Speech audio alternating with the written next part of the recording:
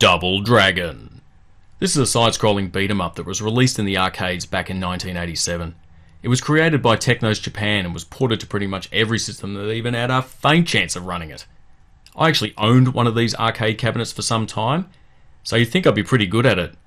But I'm really not!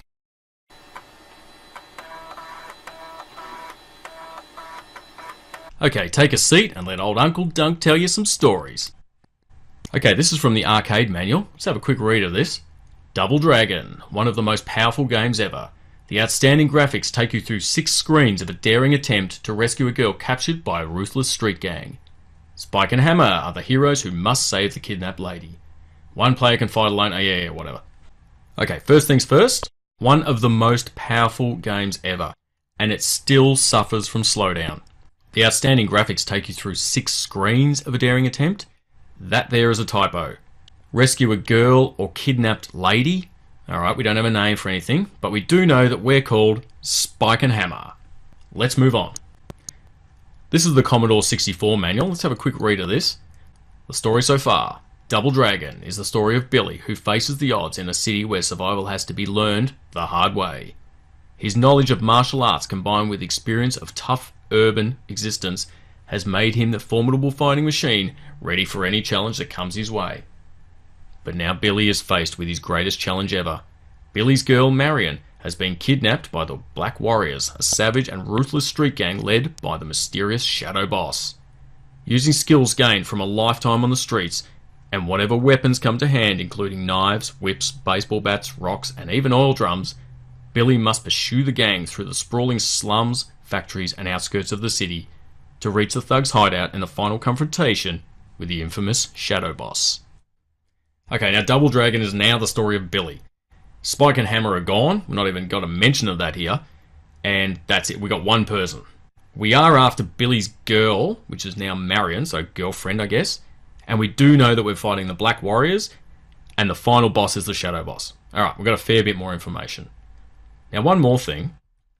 This is further down the actual manual. I just want to read one thing over on the right under hints and tips.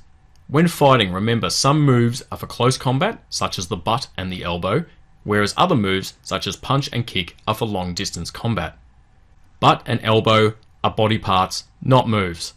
And whenever was a punch considered a long distance move. This here is a Sega Master System manual. Quick read of this one. In a city ravaged with war and whatever. Your name is Billy Lee. Your twin brother is Jimmy Lee. On the streets they call you the Spike and your brother the Hammer. Okay, great. Billy and Jimmy, 2 people. Spike and Hammer, back in. They're our nicknames. Great, all with it. Funnily enough, Spike and Hammer are actually mixed up. And if you look at the art later on, you'll see that Billy's the Hammer and Spike is Jimmy. That's because you're both masters without equal in the ancient martial arts of Kempo and Kung Fu. You've got what it takes to survive in the meanest streets in the world, and now you've got troubles. The Black Warriors, the meanest of the street gangs, is out for revenge. They want you dead. To bring you out into their territory, they've kidnapped your sweetheart, the beautiful Mary Ann. Name change, right there. The last thing I want to briefly have a look at is the Sega Master System's move list, which was actually in the manual as well. Just run through a couple of these. The roundhouse kick. That looks super painful. And I can understand why Jimmy's holding his face. The headbutt. I don't know how you draw a headbutt, but that doesn't look like a headbutt. That looks like Jimmy is stretching on the floor. And that looks like it should be in the Kama Sutra.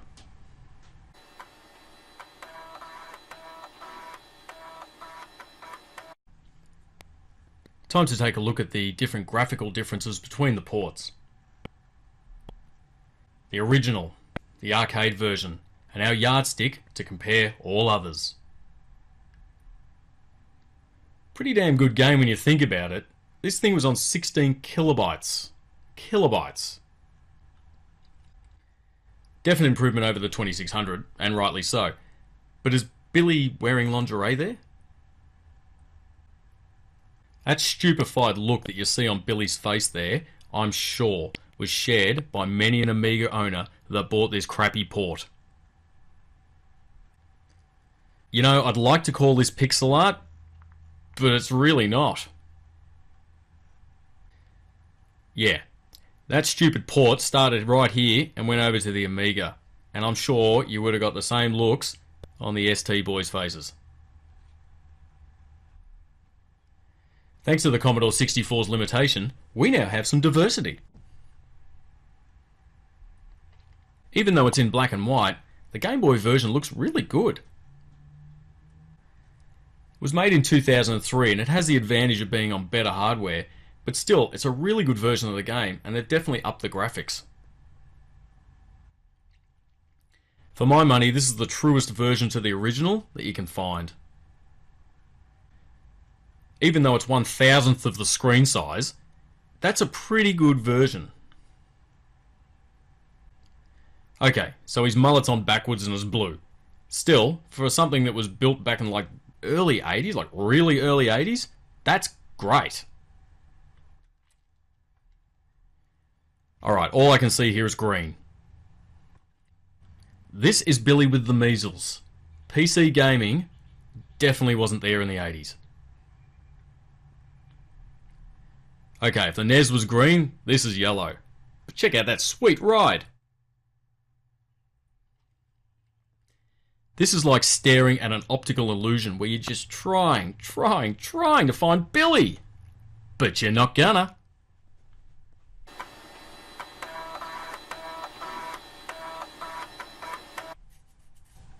Now let's take a little look at the artwork for the flyers and covers of the different versions of the game. We're going to start with the Japanese flyer first, but before we go on, I'm just going to translate this through Google Translate, just to see what it actually says. It's Google Translate, it could be wrong, but this is what came up. First things first, birth. Two people play simultaneously fighting adventure game. The very famous 3 letters down the bottom are actually Chinese or ancient Chinese or something, but they stand for Twin Interception Dragon. And lastly, Double Dragon. Now let's take a little bit of a closer look at the artwork. First things first, we have teenage Billy and Jimmy, complete with mullets. Got a random thug up here. I don't think that's an end-level boss, but might be. Blue rock men with red eyes. These are not in the game. I'm sure they're not. Man swinging through fire on a rope. No fire in the game, no ropes in the game. Here's the US version, and we have undertaken some major changes. We now have Billy and Jimmy at 40 without any mullets. Spike and Hammer, we finally have reference to them tattooed on their arms. Double Dragon, and awesome headbands. The other thing is, the summer's hottest video from Taito Starfleet. Is this advertising a game or is this advertising a movie? Because if it's advertising a movie, it's advertising this! That is something you just can't unwatch. Okay, this one was used for the majority of the ports at the time. This one happens to be the Amstrad one, but they're all the same. Two Dragons, the first time we actually have double dragons in the title. Is that Steven Seagal? Because if it is, you don't look the same as him, and we're meant to be twin brothers. Maybe not identical twins, but yeah, anyway. Headbands, now in white. I don't know about you, but whenever I go into a street fight, I instantly think of taking a whip there. And dynamite, because it's a street fight. And a chain, which isn't in the game. The Sega Master System. Always wanting to do it their own way. Love the grid pattern, all the boxes look the same, OCD, love it. Ooh, got the tattoos back, sweet. And the headbands. Now if we're twin brothers, we're fighting triplets. And these guys are identical triplets. The artist was obviously told there was going to be rocks in the game. And there are rocks in the game. But they're massive like boulders, and not small like this guy's holding right here. Okay, this covers here is for the Mark III. Double Dragons, back again. Now, this makes Billy and Jimmy look like identical twins. This almost looks like a mugshot of the same guy. One forwards and one to the side. Ah, the Atari 2600 version. This is my favourite by miles. Billy and Jimmy at 50. Only one headband now, but it's got stripes. Remember? Street brawl, whip, Gotta have it.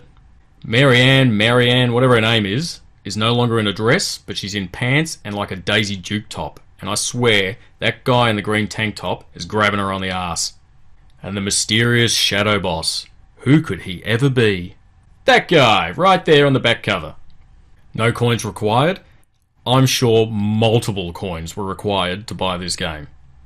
The Black Warriors have kidnapped your best girl.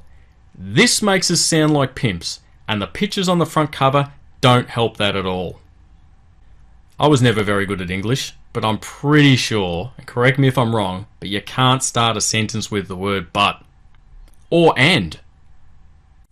The Game Boy Advance version, and other than the massive spoiler alert that's on the front cover, showing pretty much the end of the game, which is Billy and Jimmy fighting off for Marian's love, is they've changed hair colours. Yes. Billy used to be blonde and Jimmy used to be a brunette. Why?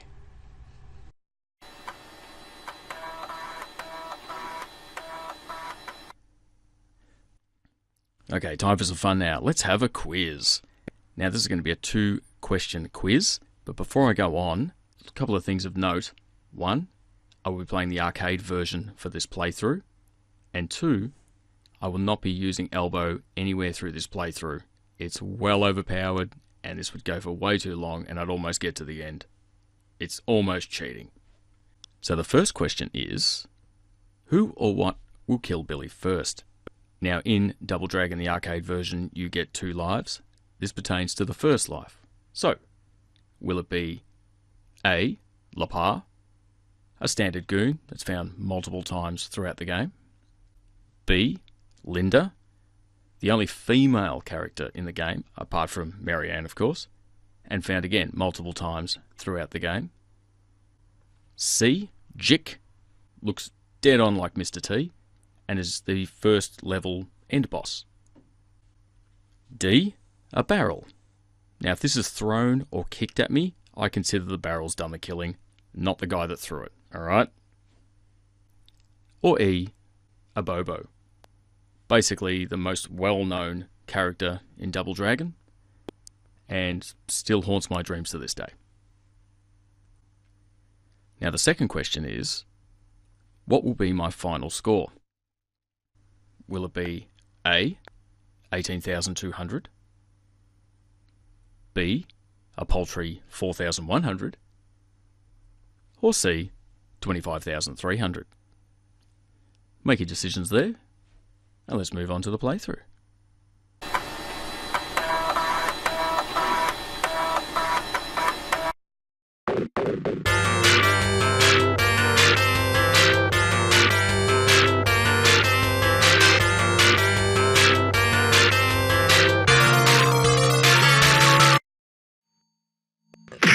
Alright, let's get going. Marianne gets punched in the red maker and whisked away, giving us the perfect chance to go on a rampage. Take note of that car in the background. That's actually from a game called Road Blaster, another game created by the same guy that created this game. Anyway, so here we are fighting 2 goons at once. System's holding steady, we're not getting any slowdown yet. And it's looking pretty good, except I'm getting the crap beaten out of me.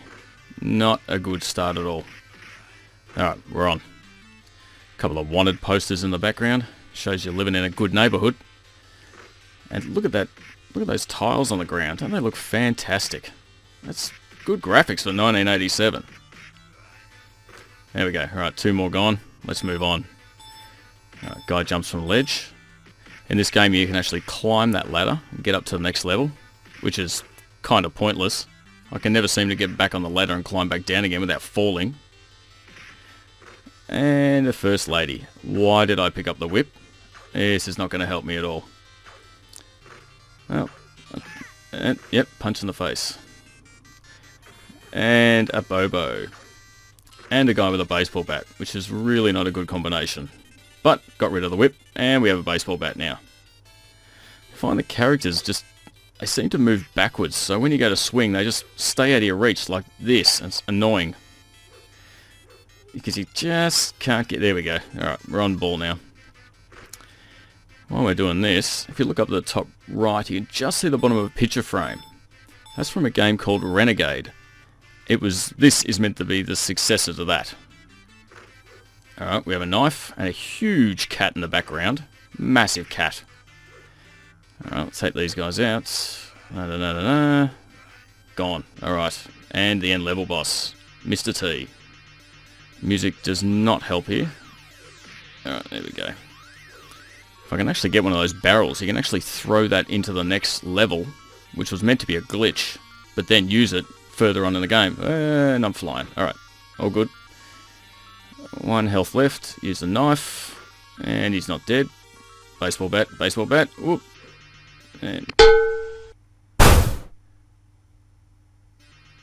And that'd be the barrel that got me.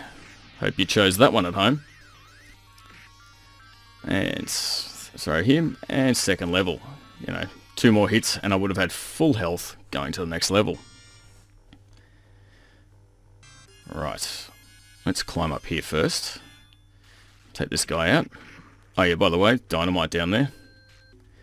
And let's get near the hole, because that's always a safe idea. Let's see if we can ping a few of these guys down there, which is quick kill. There's one. And gone with the dynamite. Let's jump up here. Oh, 2 guys. Now if I go down low, that guy's just going to jump straight down the hole like that. Problem solved. And sec guy. Bounces good. Alright, up we go. Should be a guy around. There he is. Do that.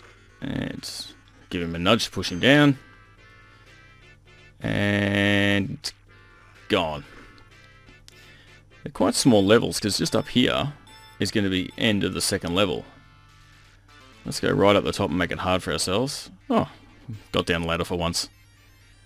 Okay, got a conveyor belt to the right, which you can hit people on. If they actually make it to the end of it, they'll die straight away, which is nearly impossible. And I'm actually not doing too bad. It's not looking too good at the moment.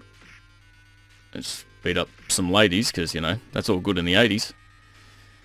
And alright, yeah, this is looking pretty good. We might get into the third level on this one. I still remember playing this as a kid. Walking to a milk bar, paying 20 cents just to play this game. I think it was the first arcade game I actually ever played. Oh, hang on. We have a problem. Oh yeah, get the whip. Great idea. It's just as powerful as a baseball bat, but it really doesn't feel like it. Yeah, that wasn't good. And I'm not in a great spot. Not in a great... headbutt. Nice. Let's go up here. So this is where you'd really want to use it. And gone. That's the score. 18,200. Game over.